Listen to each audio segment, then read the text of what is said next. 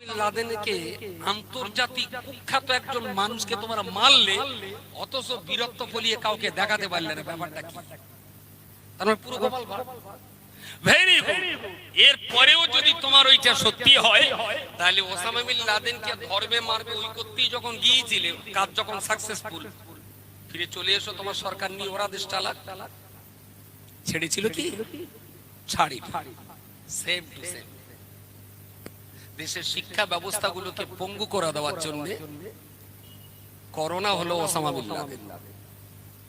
Corona হলো Osama bin Laden. Corona তাড়াবার জন্য social distance করো, দূরে দূরে থাকো। Very good. আমরা দূরে দূরে থাকলাম, মসজিদের কাতার পার্থক্য করলাম, ঈদের জামাত কম করে দিলাম, একটা জামাত ভেঙে 10টা জামাত করলাম, সব করলাম সোশ্যাল ডিস্টেন্স। তো সোশ্যাল ডিস্টেন্স রাজনীতিতে নেই, মিটিংয়ে হয় না, মিছিলে হয় না, বাজারে হয় না, মদের দোকানে হয় না, তারপরে নাইট ক্লাবগুলোতে হয় না, সমস্ত জায়গায়, সব জায়গায় হুড়ো হুড়ি, ঠেলা ঠেলি। কি সুন্দর মাথা বললো, টোটাল 50টা ট্রেন চলে, করোনার বিশাল বাড়াবাড়ি, সব গ্যাদারিং করা যাবে না, 50টা ট্রেন কমিয়ে 22টা করা হবে। তাহলে 32টা ট্রেনের প্যাসেঞ্জার তো এই 22টা ট্রেনে উঠবে, টোটাল 50টা প্যাসেঞ্জার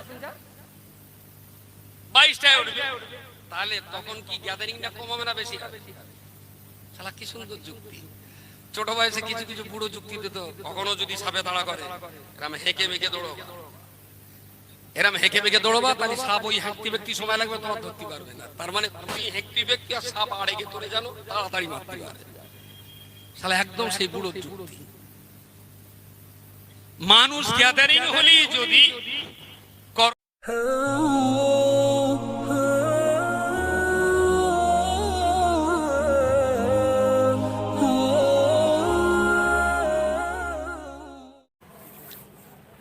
আমিও চাই যে মানুষ আমাকে ভালোবাসে,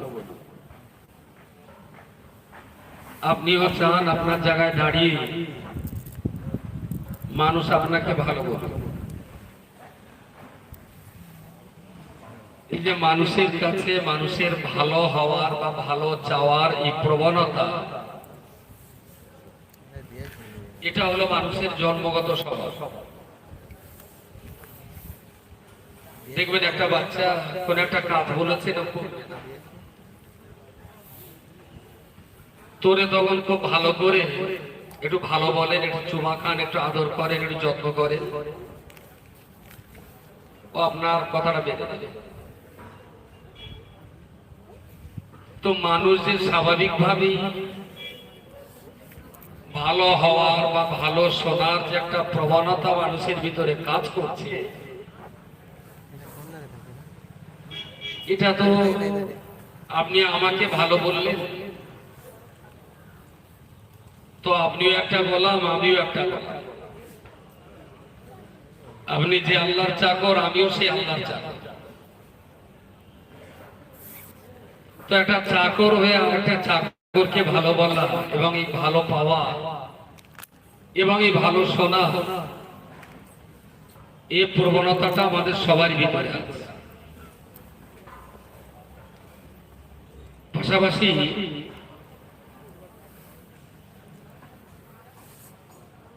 যদি এই মানসিকতাটা তৈরি করা যায় যে আল্লাহ আমাকে ভালো, একটা গোলামের কাছ থেকে ভালো সার্টিফিকেট পাওয়া আর মহাজনের কাছ থেকে ভালো সার্টিফিকেট পাওয়া, এই দুটো জিনিস একরকম নয়।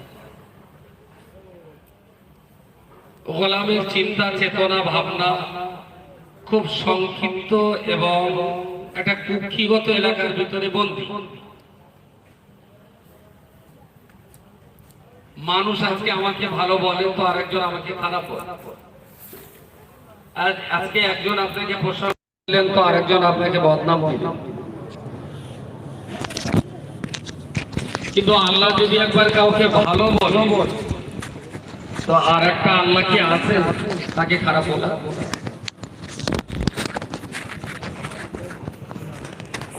আমার কি এখন এখানে জোকার হতে হবে ঘাড়গুলো এদিকে ফেরানোর জন্য? আমি পারি, এক্ষুনি আমি পাই, কিন্তু আমরা একটু জোগাড় করব, সেটা ঠিক আছে মজলিসের জন্য মানানসই। দয়া করে কথাগুলো আমি শুধু কানে ঢুকুন এই জন্য বলছি। মুখি সাহেব প্রায় বলে কান খুলে শুনবেন, কান তো ঘোড়া কি তাই খারাপ। ও যতই শোনার ইচ্ছা না পায়, এ এমন একটা জিনিস শব্দ মিলিয়ে কিন্তু কান খুলে শুনে কান কি যিনি বেরেন আটকানো থাকে, কথাগুলো কান দিয়ে যায়, ব্রেনে রিফাইন হয়, তারপরে সেগুলো সুরক্ষিত হয়। তো শুধু কান দিয়ে আওয়াজ ঢুকে লাভ হবে না, যদি ব্রেন ভাড়া হয়ে কালবে না তাহলে ও কথা কোনো প্রভাব করতে পারে। সেই জায়গায় দাঁড়িয়ে আমি গুটি কত কথা বলছি যে মানুষের কাছে মানুষের ভালো হওয়া আর সৃষ্টিকর্তা আল্লাহর কাছে মানুষের ভালো হওয়া, এই দুটো ভালোটা এক না। মানুষ কেউ আজকে আপনাকে ভালো বলে তো 10 মিনিটের ভিতরে আরেকজন আপনাকে খারাপও বলে, কারণ মানুষ তো অনেক। সৃষ্টিকর্তা খালিক মালিক রব্বুল আলামিন আল্লাহ, তিনি যদি কাউকে একবার ভালো বলেন তাহলে সেই লোকটাকে খারাপ বলার জন্য কি আর একটা আল্লাহ আছে? নেই। আচ্ছা, আল্লাহ যদি কাউকে খারাপ বলেন আর সারা পৃথিবী যদি তাকে ভালো বলে, সে কি আসলেই ভালো? ভালো না। আর আল্লাহ যদি কাউকে ভালো বলেন আর গোটা জগৎ যদি তাকে খারাপ বলেন, তাহলে সেই লোকটা আসলেই কি খারাপ? না। তাহলে গোটা জগতের চিন্তা ভাবনা যাই হোক না কেন, আল্লাহ পাকের ডিসিশন, আল্লাহর সিদ্ধান্তটাই আমাদের জন্য সবচেয়ে বেশি গুরুত্বপূর্ণ আর সবচেয়ে বেশি মূল্যবান। তো সেই জন্যে খায়রুকুম মান তাআল্লামাল কোরআন ওয়া আল্লামা। পৃথিবীর কেউ বলে এটা ফকির বিদ্যে, পৃথিবীর কেউ বলে এটা নিম্নবিত্তদের কাজ, পৃথিবীর কেউ বলে এটা শুধু পরকাল নিয়ে কটা অশিক্ষিত লোক আছে ওরাই ভাবে। কিন্তু গোটা জাহানের যিনি মালিক, তিনি বললেন পৃথিবীর ভিতরে সেই লোকটাই সবচেয়ে ভালো যিনি নিজে কোরআন শিখেছেন আর অপরকে শিখিয়েছেন। সুবহানাল্লাহ বলেন। এজন্য লকডাউনের মতন সুবহানাল্লাহ, যে একটু জোরে বলি টলি আবার পুলিশ টুলিশ যদি আসে, একটু সবাই মিলে বলেন সুবহানাল্লাহ। খায়রুকুম মান তাআল্লামাল কোরআন। তোমাদের ভিতরে সবচেয়ে ভালো সেই লোকটা যিনি নিজে কোরআন শিখেছেন, আর তারপরের ভালো ওই লোকটা যিনি শেখার পরে অন্যকে শিখিয়েছেন। তাহলে নিজে শেখা মানে 50% ভালো, আর অন্যকে শেখানো হলো বাকি 50%। এই 50-50 মিলে তবে তো 100%। একজন নিজে শিখেছেন, বাকিদের শেখায়নি, তার মানে সে অর্ধেকটা ভালো। আর যিনি নিজে শিখেছেন, বাকিদের শিখিয়েছেন, তিনি পরিপূর্ণ ভালো। কু আনফুসাকুম ওয়া আহলিকুম নারা। আল্লাহ বলেছেন তুমি নিজে বাঁচো এবং পরিবারদেরকে বাঁচাও। তো যিনি নিজে জাহান্নাম থেকে বাঁচার চেষ্টা করে নামাজ পড়ছেন, অথচ তার বাড়িতে ছেলে মেয়ে নামাজ পড়েন, এরা 50% মুসলমান, এরা অর্ধেকটা মুসলমান, এরা কমপ্লিট মুসলমান নয়। আর যিনি নিজে নামাজ পড়েছেন, পরিবারের মানুষদেরকেও পড়িয়েছেন, তিনি কমপ্লিট মুসলিম। শুধু নামাজের প্রশ্ন নয়, জাস্ট উদাহরণ বলছি।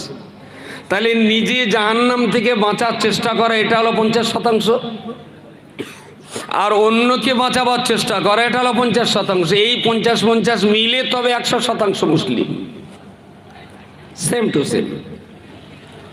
নিজে কোরআন পড়ার, অপরকে পড়ানো, এটা হলো আল্লাহর কাছে সবচেয়ে ভালো মানুষের পরিচয়। আমি জানি জামিয়াতে যারা শিখছেন এরাও এখন আল্লাহর কাছে 50% ভালো, কারণ নিজেরা শিখেছে। এখন অন্যকে দেওয়ার মতো পজিশন তাদের তৈরি হয়নি, সময়ের অপেক্ষা। ফের আমরা এখানে অনেক মানুষ এমনও আছি যারা স্টুডেন্ট লাইফ পেরিয়ে এখন অন্য লাইফে জীবনযাপন করছে।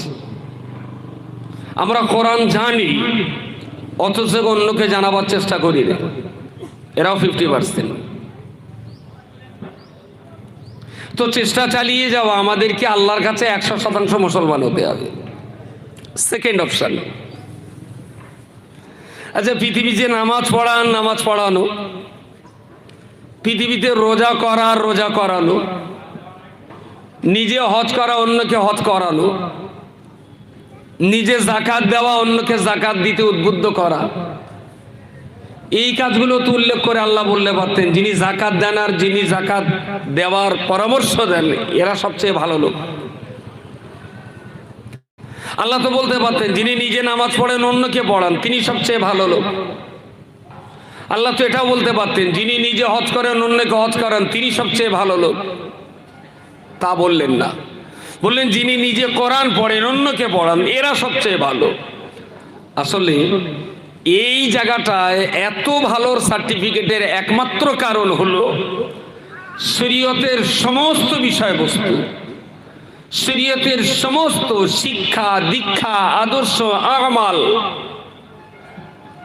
খুসুসিয়াত ইখলাস যাই থাক না কেন এ সমস্ত কিছু নির্ভর করছে আল্লাহর কোরআনের উপরে। সুবহানাল্লাহ।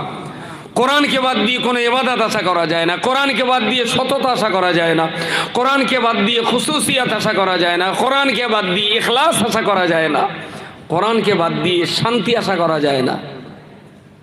সুতরাং নামাজ হলো কোরআনমুখী, রোজা হলো কোরআনমুখী, হজ হলো কোরআনমুখী, যাকাত হলো কোরআনমুখী, সততা নিষ্ঠা আদর্শ হলো কোরআনমুখী। তো পৃথিবীর সব শান্তির কেন্দ্র যদি হয় কোরআনুল কারীম, তাই আল্লাহ কোরআনকে বলেছেন যারা পড়ে আর যারা পড়ায় এরাই সবচেয়ে ভালো। খুব স্বাভাবিকভাবেই এটাও ধরা যায় কোরআন শুধু পড়া আর পড়ানো, এই পড়া আর এই পড়ানোটাই সবচেয়ে ভালো হওয়ার জন্য যথেষ্ট না।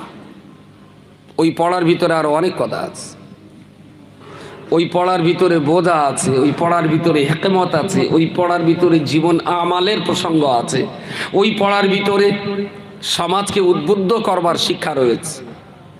তো একজন মানুষ কোরআন পড়লেন, বিদেশের চিঠি আসলে কোনো বাবা চিঠি দেখে হাসে, কোনো বাবা চিঠি দেখে কাঁদে, আবার কোনো বাবা চিঠি দেখে হাসেও না কাঁদেও না, অন্যের কাছে নিয়ে বলে দেখদিন কি লিখেছে।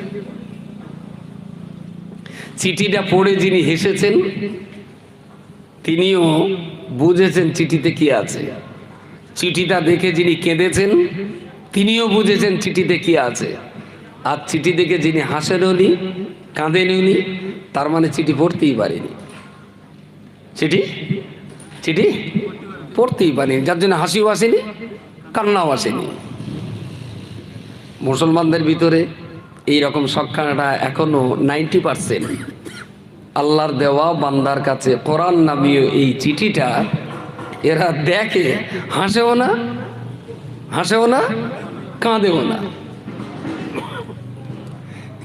এদের 90% আসে আসলে চিঠিটা পড়তেই পারিনি।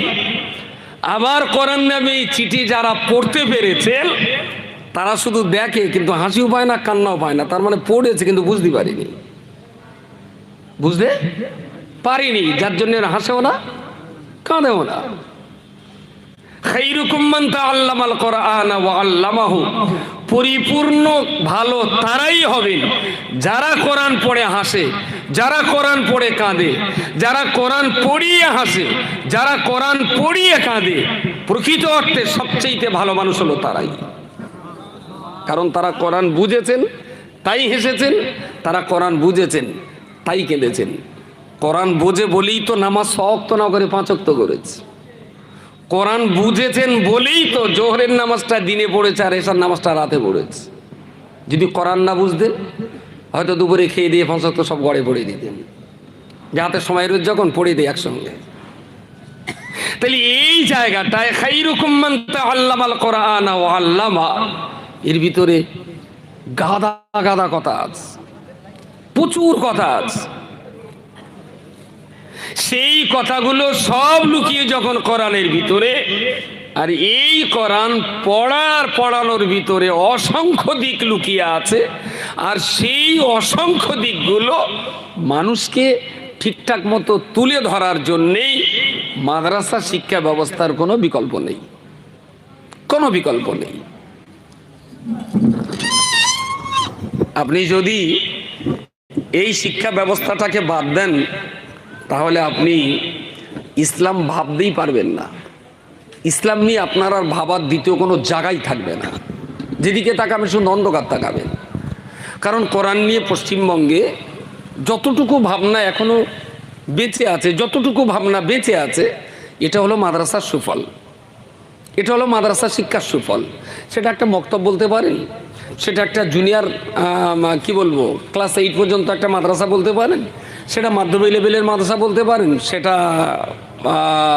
জামিয়ার মতো এরকম একটা বড় বিশ্ববিদ্যালয় পর্যায়ের প্রতিষ্ঠান মনে করতে পারেন। একেবারেই মক্তব থেকে নিয়ে আর এই ধরনের বড় প্রতিষ্ঠানে যতগুলো প্রতিষ্ঠান এই শিক্ষা ব্যবস্থা এই সিস্টেমেটিক্যাল পদ্ধতি অনুযায়ী যারা চালিয়ে যাচ্ছেন, কোরআনের যতটুকু টিকে আছে, ইসলামের যতটুকু টিকে আছে আজও, এটা কিন্তু এই শিক্ষা ব্যবস্থার অবদান, এটা অস্বীকার করার কোনো জায়গা নেই। আমরা খোলা চোখে তা দেখতে পাচ্ছি। খুব দুর্ভাগ্যজনকভাবেই বলছি, সম্ভবত পশ্চিমবঙ্গে স্কুল শিক্ষা ব্যবস্থা থাকবে না, সম্ভবত।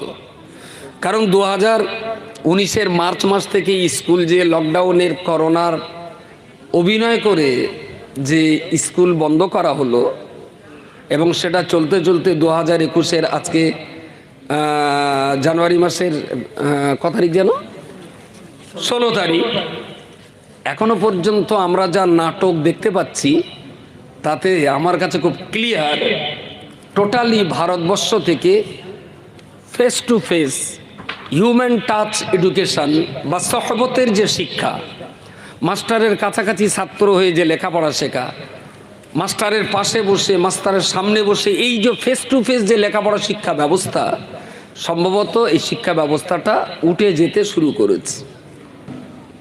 আমার কথা অক্ষরে অক্ষরে না মিললেও আগামী 3 বছর পশ্চিমবঙ্গে স্কুল খোলার কোনো সম্ভাবনা নেই, এটা আপনি আগাম জেনে রাখুন। স্কুল আর খোলা হবে না। কারণ একটা স্কুল চালাতে গেলে 50টা মাস্টার পুষলে 25 লক্ষ টাকা মাসে স্যালারি দিতে হয়। আমার নানান তাল প্রচুর ঝামেলা। দরকার কি মোবাইলে অনলাইনে লেখাপড়া চালু করে দেবে। স্কুলে ক্লাস করলে তো 60টা বাচ্চা নিয়ে ক্লাস করতে, আর অনলাইনে ক্লাস করলে 6000 বাচ্চা একটা মাস্টার পড়াতে পারবে, 6000 বাচ্চা। কিন্তু আল্লামা শেখ সাদির কথায় সহবতে তালেহ তোরা তালেহ কোনাদ, সহবতে সালেহ তোরা সালেহ কোনাদ। আসলে শিক্ষা যতটাই পুঁথিগতই ততটাই হয় অঙ্গভঙ্গিমায়, আর পাশাপাশি থেকে গুরুর কাছ থেকে কিছু নেওয়া, শিক্ষকের কাছ থেকে কিছু নেওয়া, এটাকে বলা হয় সহবত। তার মানে সোনার দোকানে বসলে যেমন, সোনার দোকানে বসলে ওরা যদি কাজ করে ও সোনা ছিটকে একটু আপনার গায়ে লাগতেই পারে। আতরের দোকানে বসলে যেমন কিনতে না পারলে লোকে কিনবে, তা ছিটকে আপনার গায়ে একটু সুগন্ধি হতে পারে। কামারের দোকানে বসলে যেমন ইচ্ছা না থাকলেও কামারের দুটো অগ্নি স্ফুলিঙ্গ ছিটকে আপনার লুঙ্গিতে আপনার কাপড়ে লাগতে পারে। এটা হলো সহবত, যে আপনি কোথায় ওঠা বসা করছেন, যাকে বাংলা ভাষায় বলে সৎসঙ্গে সর্বনাশ, সৎসঙ্গে স্বর্গবাস, অসৎসঙ্গে সর্বনাশ বা নরকবাস, যাই বলুন, সর্বনাশ মানেই নরকবাস। আমাদের শিক্ষা ব্যবস্থাটা পুরোপুরিভাবে আউট অফ হিউম্যান টাচ, কোনো মানুষের ছাত্র শিক্ষকের সম্পর্ক ছাড়াই এডুকেশন চলে আসছে। স্কুল শিক্ষা ব্যবস্থা আমি এখনও যা দেখছি, আমার 90% আমি মনে করছি এই স্কুল শিক্ষা ব্যবস্থা উঠেই যাবে। এই যে খুলি খুলি খুলি খুলি ভাব, এটা আপনাকে সইয়ে নেওয়া হচ্ছে। দুম করে বন্ধ করে দিলে আপনি মুভমেন্ট করবেন, আন্দোলন করবেন, দুম করে বন্ধ করবেন। আর ধীরে ধীরে ধীরে ধীরে স্কুল মাস্টারদের মাইনেটা বহাল তবিয়তে চালু থাকবে, কারণ ওদের মাইনে না দিলে আবার ইলেকশনের সময় ওরা প্রিসাইডিং অফিসার হবে, পুরো উল্টে দেবে। সুতরাং মাস্টারদের মাইনেগুলো দিয়ে যেতে হবে। ওরা মাইনে বন্ধ করলে রাস্তা লাভবে, আন্দোলন করবে, ফের ভোটের সময় ওরাই হবে প্রিসাইডিং অফিসার, একদম বাড়াবাতে ছাই দিয়ে দেবে। সুতরাং এ মাস্টারদের মাইনেগুলো দিয়ে যেতে হবে। কিন্তু পড়াশুনো আর স্কুলে face to face, ICDS, primary, high school, college, ইউনিভার্সিটির এই যে ছাত্র শিক্ষক একসঙ্গে বসে যে পড়াশুনোর ব্যবস্থাপনা, সম্ভবত এই পড়াশুনোর ব্যবস্থাপনা উঠে যাওয়ারই পূর্ব আভাস আমরা দেখছি। সব এখন হবে মোবাইলে।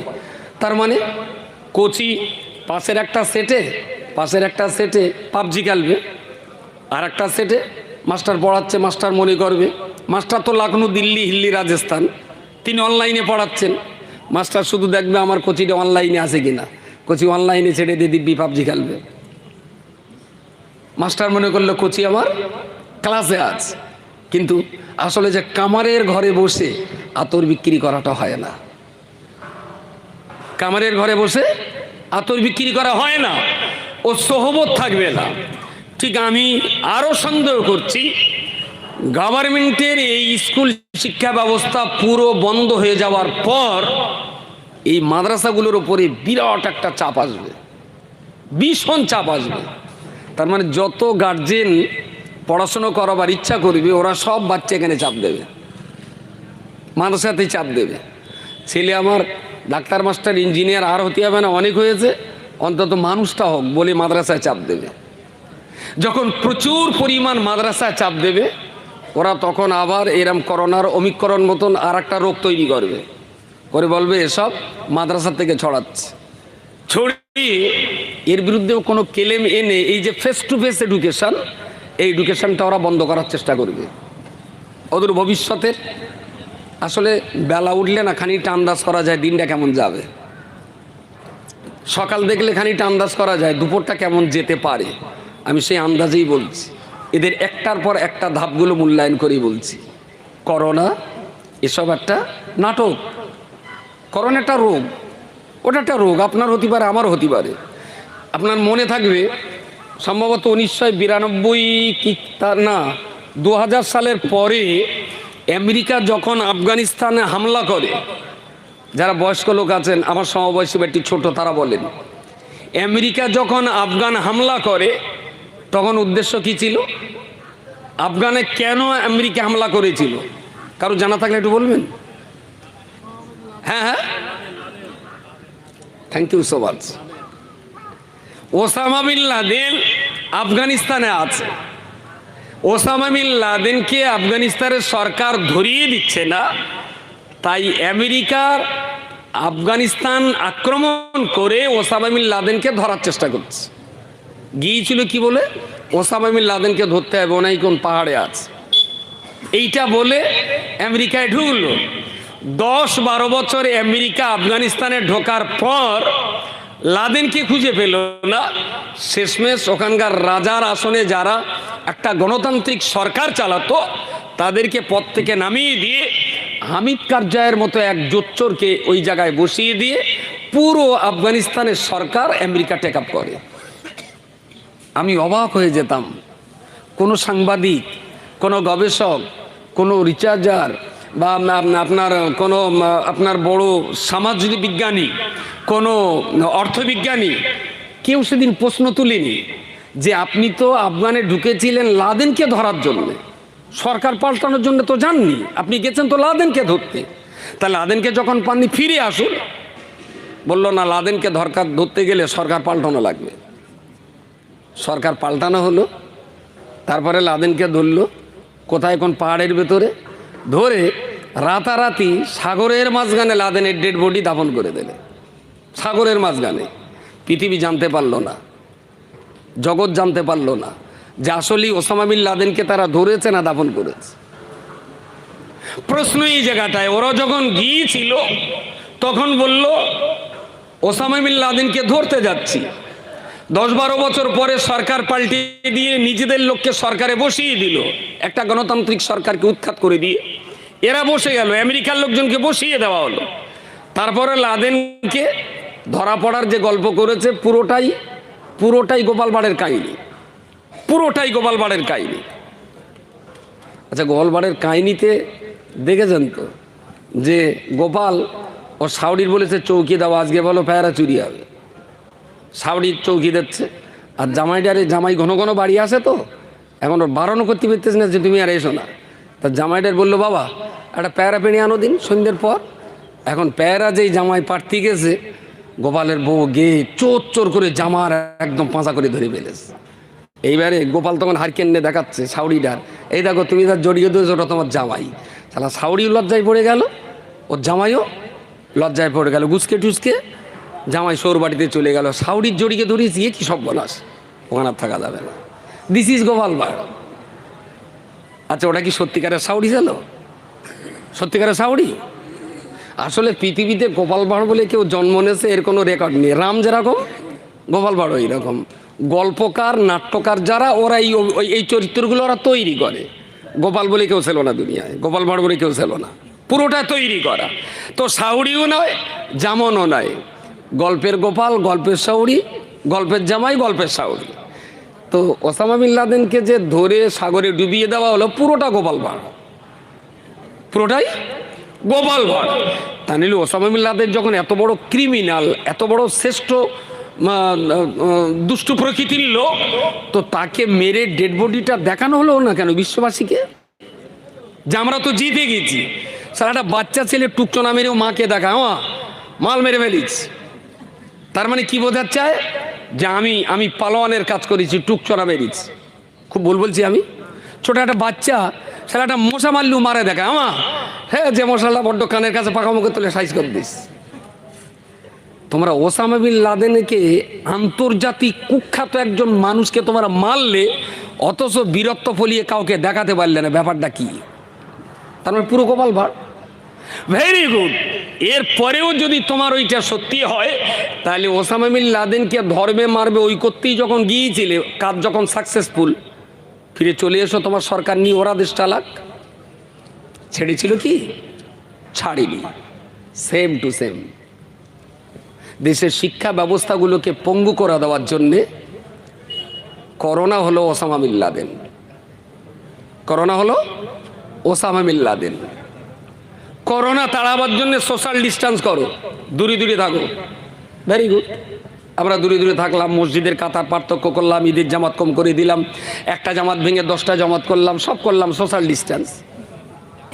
তো সোশ্যাল ডিস্টেন্স রাজনীতিতে নেই, মিটিংয়ে হয় না, মিছিলে হয় না, বাজারে হয় না, মদের দোকানে হয় না, তারপরে নাইট ক্লাবগুলোতে হয় না, সমস্ত জায়গায়, সব জায়গায় হুড়োহুড়ি, ঠেলা ঠেলি।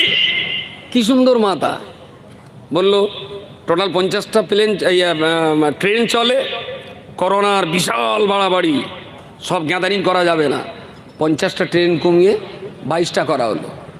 তাহলে 32টা ট্রেনের প্যাসেঞ্জার তো এই 22টা ট্রেনে উঠবে, টোটাল 50টার প্যাসেঞ্জার 22টায় উঠবে। তাহলে তখন কি গ্যাদারিংটা কম হবে না বেশি হবে? তাহলে কি সুন্দর যুক্তি। ছোট বয়সে কিছু কিছু বুড়ো যুক্তি দিত, কখনো যদি সাপে তাড়া করে এরম হেঁকে মেঁকে দৌড়বা, এরম হেঁকে মেঁকে দৌড়বা, তাহলে সাপ ওই হেঁকতে ব্যক্তি সময় লাগবে, তোমার ধরতে পারবে না। তার মানে তুই হেঁকতি ব্যক্তি আর সাপ আড়ে গিয়ে তোরে জানো তাড়াতাড়ি মারতে পারে। তাহলে একদম সেই বুড়োর যুক্তি।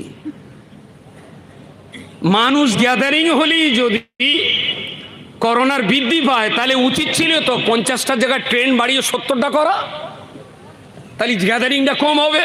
এর মাথায় কি সুন্দর যুক্তি, 50টা ট্রেন কমিয়ে 22টা, করোনা কমবে। সালা আমরা একদম ফার্স্ট ক্লাস গাধা, পুরো গাধা হয়ে গেছি, যা চাপিয়ে দিচ্ছে সারা তাই বই বেড়াচ্ছে। এ গ্রেড গাধা না হলে এই সমস্ত মাল আমরা বইয়ে বেড়াই। সালা গাধার বিধি সোনা দেবেন, ও বইয়ে বেড়াবে, জানে না যে 10 গ্রাম দাম 50,000। গাধার বিধি চিনি দেবেন, বইয়ে বেড়াবে। গাধার পিঠে একটা গাধা তুলে দেবেন, সারা তাও বইয়ে বেড়াবে। ওর পিঠি গাধার পায়খানা বস্তাবন্দি করে দেবেন, গাধা বইয়ে বেড়াবে। দেশের জনগণ আমরা পুরাটা গাধা হয়ে গেছি, পুরো গাধা। আর এই কটা রাখাল যা চেপকে দিচ্ছে আমরা তাই বইয়ে বেড়াচ্ছি। সুতরাং এই জায়গায় দাঁড়িয়ে মাদ্রাসায় লোকে বাচ্চা দিত না, কম দিত, কানা পকোড়াটা দিত। সামনে দিন আসছে রাজা রাজা বাচ্চা মাদ্রাসায় দেবে, কারণ স্কুল খোলার কোনো সম্ভাবনা আমার সামনে আর দেখছি না। আমার কথাটা অক্ষর অক্ষরে মিল করে নেবেন, আরও 2 মাস যাক, 3 মাস যাক, 6 মাস যাক। আমি শেষ কথা বলছি।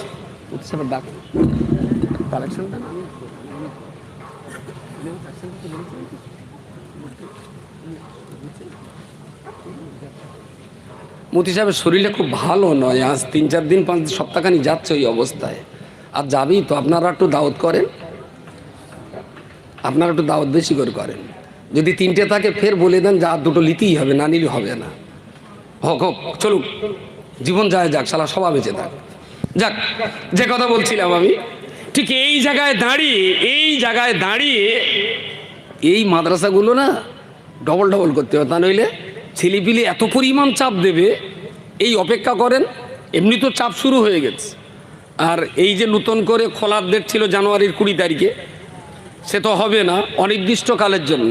আবার শুনছি ক্লাস 5 থেকে 10 অনলাইনে পড়ার সফটওয়্যার এসে গেছে অটোমেটিক মাস্টারদের কাছে, অনলাইনে ক্লাস। ঠিক মাস 2 যাবে, এবার বলে দেবে প্রাইমারিতে অনলাইনে ক্লাস। তারপরে যাবে আবার মাস 6 মাস 8 মাস, বলে দেবে ICDS এর অনলাইন ক্লাস। বুঝতে পারেননি? এরপরে হয়তো সফটওয়্যার বের করবে যে অনলাইনে বের করো, অনলাইনে কোচি করো, হতেও পারে, সব নানান তাল ব্যাপার আছে ওদের। অনেক হাই প্রোফাইল বৈজ্ঞানিকরা আছে, তারা করে দেবে যে ব্লুটুথে কোচি হোক। আল্লাহ ভালো করুক, এদের সুমতি দিক।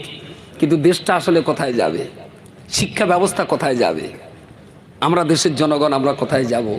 ভবিষ্যৎ বাচ্চাগুলোকে যে কোথায় রেখে যাব, এটাও খুব চিন্তা ভাবনার ব্যাপার।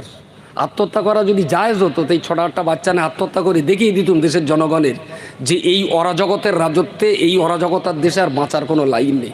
কারণ বাচ্চা যদি লেখাপড়া করে শিখে মানুষ করতে না পারি, তাহলে সর্বনাশ তো বাচ্চা। যাদের বাচ্চা কাচ্চা আছে তাদের মাথার ঘেনু শুকিয়ে যাচ্ছে এই বাচ্চার চিন্তা ভাবনা করে। কিন্তু আমাদের কপাল ভালো, আমাদের খুব কপাল ভালো। আঙ্গা দাদু, আঙ্গা খালা, দুটোর কারুর তো সংসার নেই, সমালে চালিয়ে যাচ্ছে। দুটোর কারুর তো সংসার নেই, কেউ তো আল্লাহর রহমতে সংসার করতে হয়নি। সুতরাং কচি কাচার জ্বালা এরা কি বুঝবে বলেন দিন? এরা বুঝবে না কি? আর এরা বুঝলেও আসলে শাসক হিসাবে প্রত্যেক শাসকের সঙ্গে শাসকের চরিত্রের মিল আছে। এরা সেই মেলবন্ধনটা তৈরি রেখেই যাচ্ছে। শিক্ষা ব্যবস্থা শেষ। জামিয়া রহমানিয়া আমাদের প্রতিষ্ঠানগুলোর ভিতরে একেবারেই অল ইন্ডিয়া সুন্নাতুল জামাতের প্রধান প্রতিষ্ঠান হলো এটা, সবচেয়ে বড় প্রতিষ্ঠান হলো এটা। মক্তব থেকে আমরা বাচ্চা তৈরি করে মাদ্রাসাগুলোতে দেই, মাদ্রাসা থেকে বাচ্চা তৈরি করে আমরা এখানে দিই। এবার এখান থেকে বাচ্চাগুলোর একটা সনদ দিয়ে আমরা এখান থেকে বিদায় দিই। আপনারা শুনলে নিশ্চয়ই সন্তুষ্ট হবেন। জামিয়া থেকে এ পর্যন্ত 350 মতন ছেলে যারা মুহাদ্দিস, মুফাসসির বা ইফতা কমপ্লিট করে যারা ফারেগ হয়েছেন, আমরা তাদেরকে একটা সংগঠন করে দিয়েছি, জামিয়া অ্যালুমনি অ্যাসোসিয়েশনের যারা জামিয়ার প্রাক্তনী, পড়া শেষ করেছে, এদের নিয়ে আমরা একটা মিটিং করেছিলাম। আলহামদুলিল্লাহ ফার্স্ট মিটিংয়ে 30% আমরা অ্যাটেন্ডেন্স পেয়েছি। তো তাদেরকে দিয়ে আমরা একটা কমিটি করে দিয়েছি। কমিটিটার নাম দিয়েছি Jamia student federation, Rahmania student federation, Rahmania student federation. এটা হলো জামিয়া থেকে ফারিগ হয়ে যাওয়া মাওলানা মুফতি হাফেজ কারীদের একটা সংগঠন। আঞ্জুমানে ওয়াইজিং যেটা আছে ওটা আলাদা, ওটা জামিয়ার স্টুডেন্ট তারা নাও হতে পারে। কিন্তু রহমানি স্টুডেন্ট ফেডারেশনের যারা সদস্য হবেন, এটা শুধুমাত্র জামিয়ার প্রাক্তন ছাত্রদেরকে নিয়ে, জামিয়ার প্রাক্তনী ছাড়া ওই কমিটিতে অন্য কেউ ঢুকতে পারবে না, ওর সদস্য হতে পারবে না।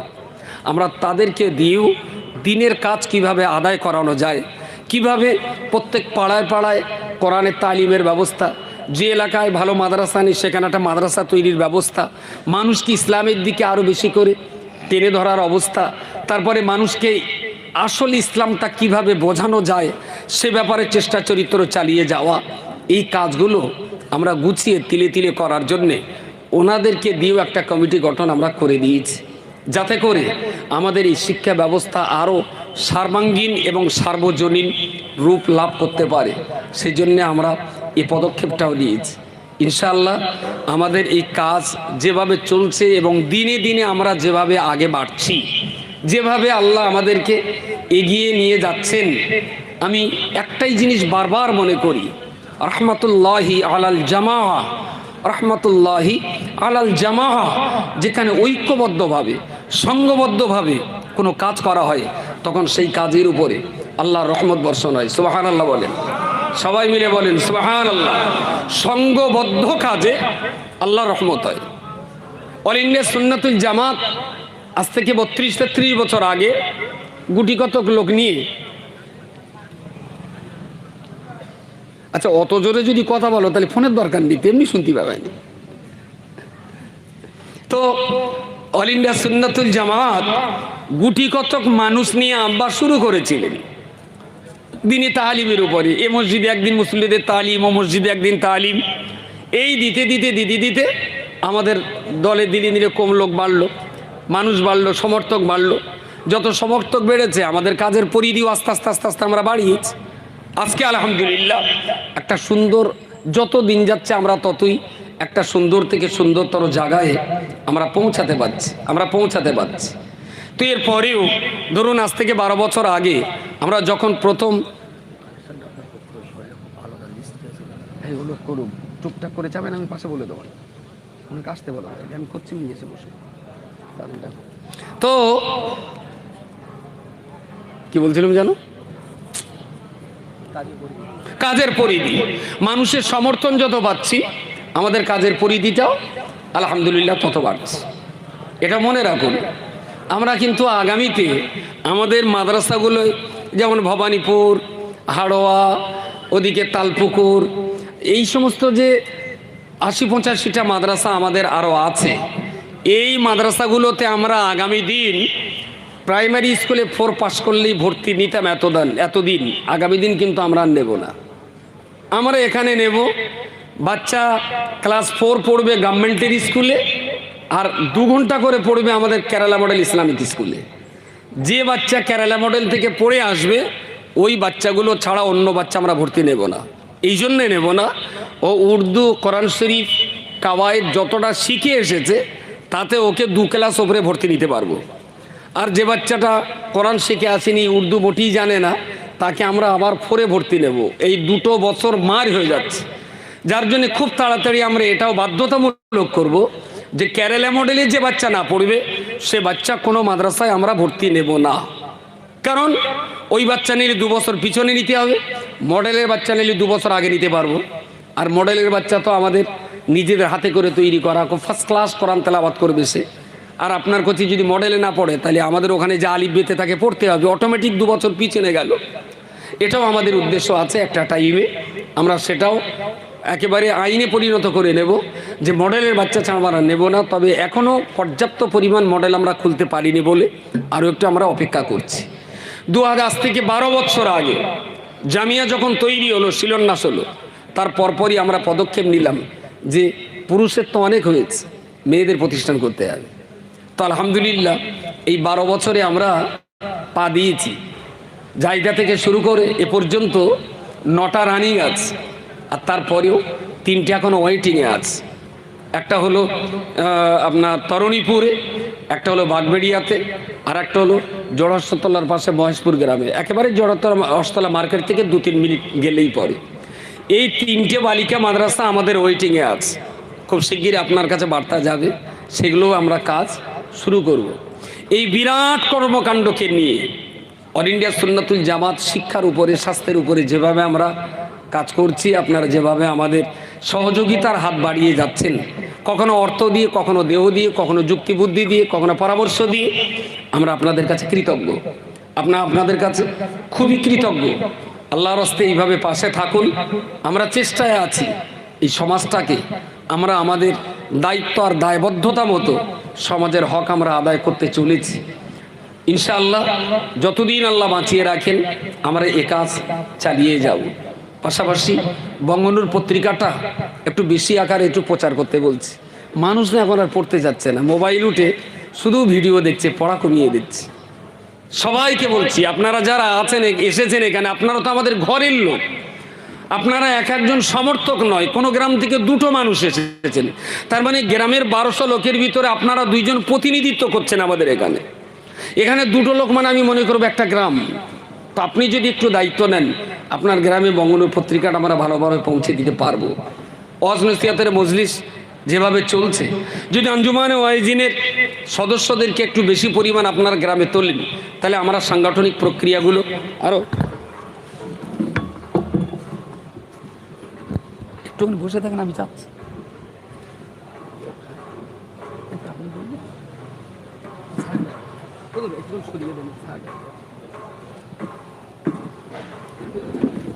তো ঠিক এইভাবেই আপনাদের কাছে আমাদের দাবি, আবেদন যে আঞ্জুমানে ওয়াইজিনের যারা সদস্য আছেন এরা অন্তত আপনাকে ভুল ব্যাখ্যাটা দেবে না।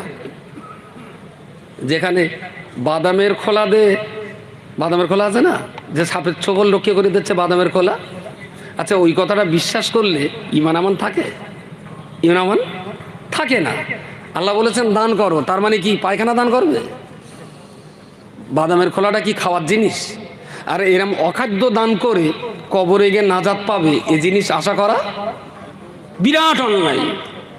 আমি বলছি আঞ্জুমানের সদস্যরা হয়তো ওরা আপনাকে 10 ঘন্টা হজ করতে পারবে না, 10 মিনিট পারবে, তবে সেই 10 মিনিটটাই আপনাকে হাদিস কোরআন শোনাবে, আপনাকে ধোঁকা দিয়ে ইমান আমান চুরি করবে না তারা।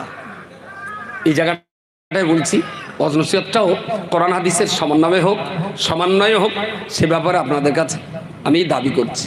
পাশাপাশি জামিয়া রিসালে সাওয়াব এই 12 বছর ধরেই, প্রথমে 1 বছর হয়েছিল 1 তারিখ, তারপরে 3 বছর হয়েছিল বোধহয়, না 2 বছর হয়েছিল 1 তারিখ আর 2 তারিখ। আলহামদুলিল্লাহ তারপর থেকেই আমরা ফাল্গুন মাসের 1 তারিখ, 2 তারিখ, 3 তারিখ এই 3 দিন আমরা জামিয়া রিসালে সাওয়াব পালন করে আসছি। দেশের লাখো মানুষ, লক্ষাধিক মানুষ আমাদের এই সমাবেশে আসেন। দুঃখজনকভাবেই আমরা সবাইকে খাওয়াতে পারি না, কারণ 1 লক্ষ মানুষের খাওয়ানোর মতো কি বলবো 4 লাখ জোগাড় করতে পারলেও অ্যাকোমোডেশন দেওয়া যায় না। যতটা জায়গায় বসতে পারি, ঠিক জেকেরের মজলিসের সময় তো দেখেছেন, সেই ওমাতায় স্টেজ করে 2 তলা 3 তলা বারান্দা পোর্টে সব তো জাম হয়ে যায়।